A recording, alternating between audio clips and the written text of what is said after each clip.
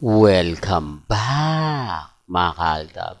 Ito na naman po ang inyong lingkod, si Mr. Destiny. At syempre, happy weekend po tayo ngayon. Sana lahat po ng mga Aldab Nation, mga mamis, mga titas, mga senyor, masaya ngayong weekend. Yun naman po yung gusto natin mangyari, na maging kampante lang po, especially ang mga senyor, ang mga titas na walang sawang nagmamahal kila Mengay at kay Alden.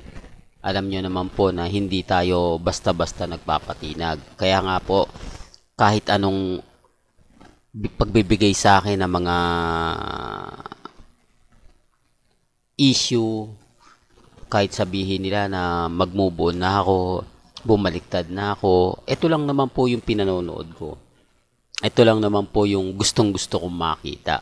Kasi dito makikita ninyo kung gaano nga po ba talaga inalagaan ang gusto ni Alden Richards si Maine Mendoza na walang halong kumbaga yung publicity, yung tipong kumbaga hindi na kailangan pang i-post sa social media. Kasi dito kitang-kita nyo naman po kung gaano po yung pagmamahal na ginampanan ni Alden Richards para lang po kay Mengay.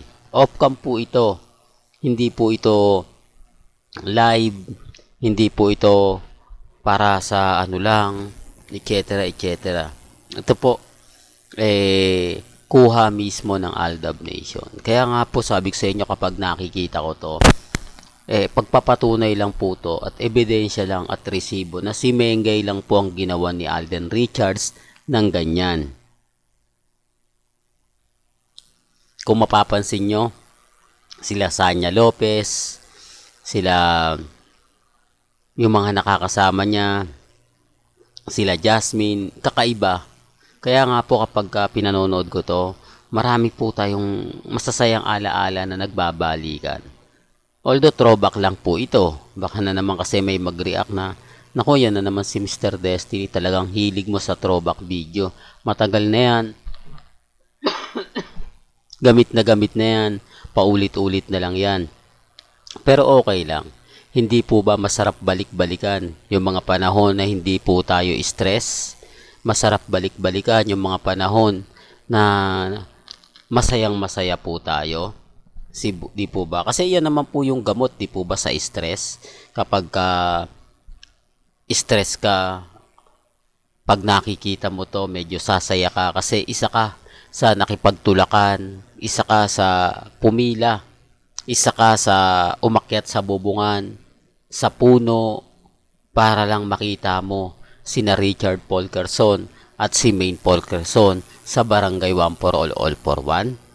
Isa ka sa nagsasabing na andyan si Mengay, padaanin nyo ako, padaanin nyo ako. Yung tipong nakikipagtulakan ka sa mga barangay tanod para lang makita mo ng mas malapitan.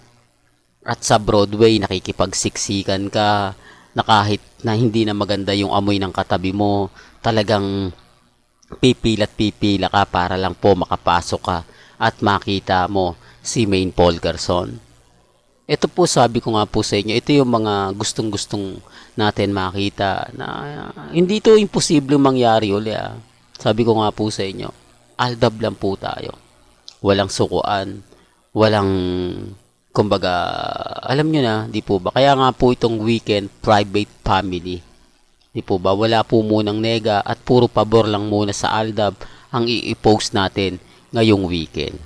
Hanggang sa muli, salamat po sa panonood at pakikinig.